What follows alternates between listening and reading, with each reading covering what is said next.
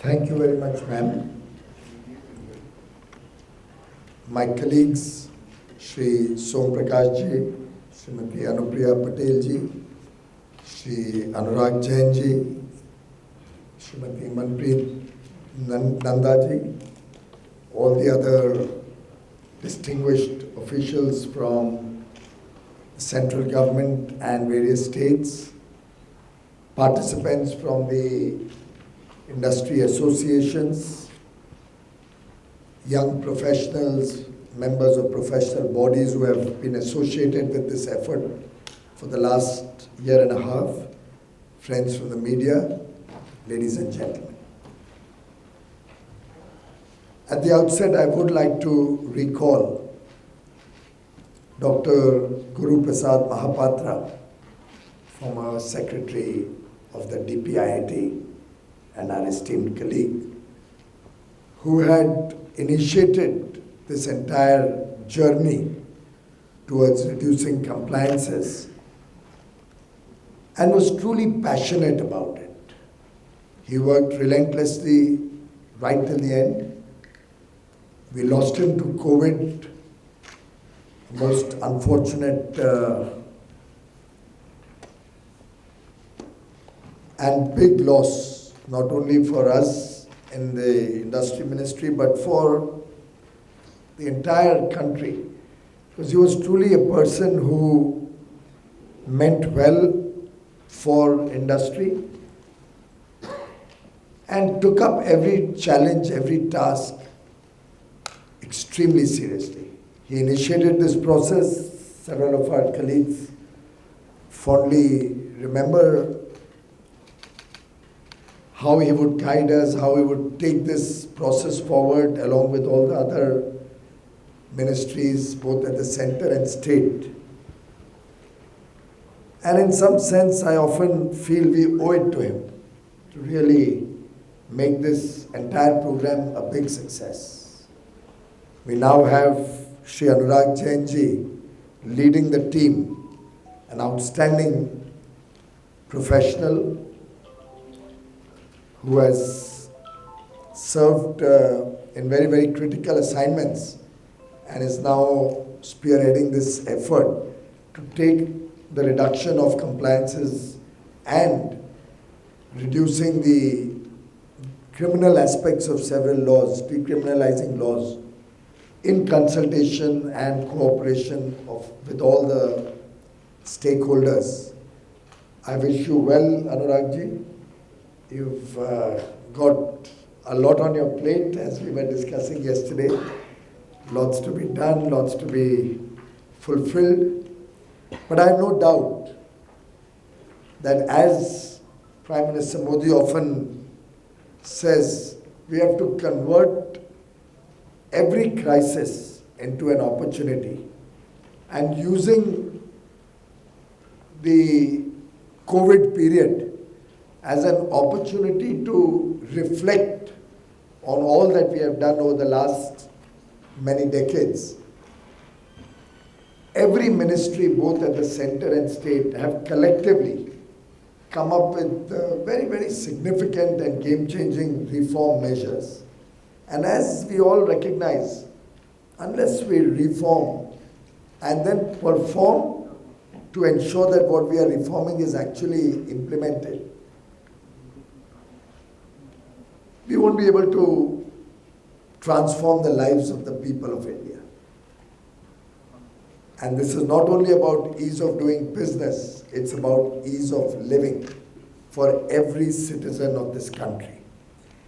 And reduction of compliances very often is only a matter of application of practical knowledge or technology, your day-to-day experiences, trust, as earlier speakers mentioned, the trust in every business person and citizen. Because intrinsically, everybody is honest. Everybody wants to be on the right side of the law. And once that trust is established between all stakeholders, it becomes so much easier to evolve a non-confrontational policy framework which can simplify and streamline procedures, whether to start and run a business or in our day-to-day lives. I'm delighted to see some of the figures that were mentioned today about the reduction of compliances, which include simplification of several compliances, elimination of several compliances, the decriminalization of several laws where really it's not necessary to hold the threat of arrest in order to ensure compliance. And all these efforts, all these measures, while every one of them contributes to the larger framework of making it easier to run a business or in our day-to-day lives, I think collectively when you look at it, it can have a transformative impact.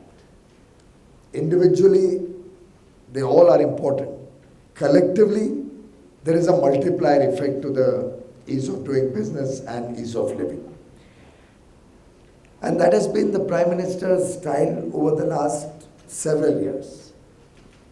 He believes that one must always do a root cause analysis to see what is really required, the extent of information that is required, the use of that information in the government working. And the last 7 years have been a journey in which several such initiatives have been taken up. And there are so many outcomes which can help us assess the impact of this. For example, the improvement in our competitiveness, the improvement in our ease of doing business, the improvement in our innovation index, the growth of the large startup ecosystem. During the COVID pandemic, probably 26, 27 unicorns emerging. Highest ever FDI coming to India in the COVID pandemic year. Record, all-time record FDI, probably $82 billion plus.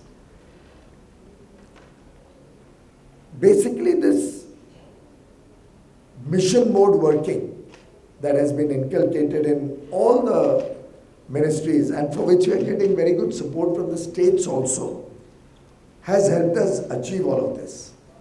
And I have no doubt in my mind that today's interaction and sharing of some practices, some ideas that central ministries and state governments will be doing will help all of us open our mind to newer and newer ideas. I think each one of us is working on several areas. It's only a question of sitting down and reflecting. Was this really required? Did we have to get this data? Did we have to get this compliance done by a stakeholder? Can we simplify it? Can we eliminate it? And one opportunity that has come our way and on which several states and central ministries are working together has been the National Single Window, which we launched during the Vanijya Saptah last week. It's been a humongous effort also by the industry ministry, in which they have tried to bring all the requirements, all the approvals, all the compliances on one single window, even on many occasions connecting different states or different departments' approval online process, integrating it into this national single window, so that a lot of duplication of data that any of us are required to give to the government and different departments can be eliminated, processes can become more transparent, payments can be made in a much easier, seamless fashion. And while we are doing that, naturally one realizes where we can also reduce the compliance burden.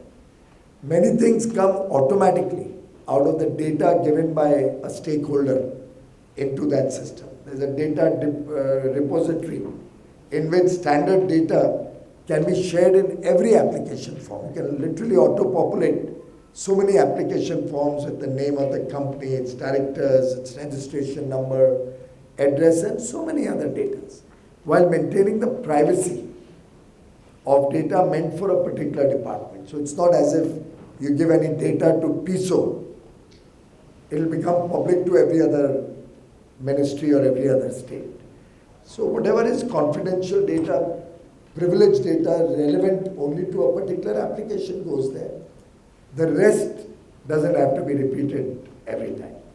I often give the analogy, it's very similar to a common application form for admission in various universities, where a lot of the standard data comes in the main form, which is shared by all universities. And each of the individual universities can have 1 or 2 questions or 5 questions, essays or any particular information that is relevant to their institution in the form of an annexure. But one college cannot see what the other has asked for. They are all privileged and available only to that college. So we have used that analogy and are trying to create the architecture of this single window. And both of these go hand in hand. The reduction of compliances is a natural outcome of the national single window also. And while doing that, I would urge all of you to keep seeing how you can reduce the data that we are calling for, the regular reports, the compliances, the time of renewal. Very often it takes ages to get a renewal. Can we use the single window to see that renewal can become more effective? And very often renewal can be made at a longer period interval. So instead of an annual renewal, you can do it once in 3 years, 5 years, 10 years, depending on the nature of the approval. If it's a boiler and you don't need to inspect the boiler, then you can assess looking at newer technologies. Maybe the law was made many decades ago. That time certain material was being used. There have been scientific advancements. We can now look at simpler process of approval. If it's only a question of payment of fees, that can be stipulated. So one just updates, he pays the fee and the data gets updated. Instead of asking everybody to repeat general data, you can just have the rule that any director changes, your address changes. It's incumbent on the stakeholder that within 30 days he brings that data into the system. Why I'm sharing all this is that very often it's the simple things which can make a huge impact. And I would urge all the colleagues from different ministries and states to look at this as true public service, a way to help the country grow faster, grow better. The entire process is participative, a lot of consultations with industry, professionals, lawyers have gone into this process. We continue to respect and accept more feedback from all stakeholders. Please feel free to continue to give your inputs, even if it relates to some other department. But if somebody has a good idea, we are very, very delighted to receive good ideas, new inputs, and end of the day, it's a collective effort. The results will be the result of a collective, holistic, comprehensive engagement and effort by all of you. And that's the inspirational part. It's the philosophy of the whole government working as a team, working together to truly impact the lives of our people. We are also in the process, we have launched a regulatory compliance portal which will act as a bridge for citizens, industries and government to minimize some of these compliances. But that's a work in process. We'll continue to fine tune it and look forward to your comments in that respect also. When we talk of an Atmanirbhar Bharat is a culmination of all these efforts. It's a culmination of empowerment of the businesses and citizens, of encouraging more investment, encouraging more people to become entrepreneurs, our startups, and collectively working to inspire a new India, inspire the youth to work towards a new India, inspire our youth to become job creators rather than job seekers, and ensuring that the last mile delivery of every government effort is simple, effective, transparent and honest, and can impact the lives of the people of India. I request all of you and people from every walk of life to contribute to these efforts of the government to reduce compliance burden, to simplify processes, to connect with the government with your ideas and suggestions. And as they say, true governance is doing what your people want, not just what you want for your people. In that respect, we are committed to listen to the voice of everyone and commit ourselves to make the life of every citizen easier, of every business simpler. Thank you very much for all your effort, all the colleagues from the industry ministry, from the various central government and state government, all the officials, the leadership of each of these organizations who have involved themselves in this effort, whether it's the industry bodies or lawyers or other professionals. Thank you for your support. It's very encouraging to see this kind of a collective effort, and my best wishes for the future. Thank you.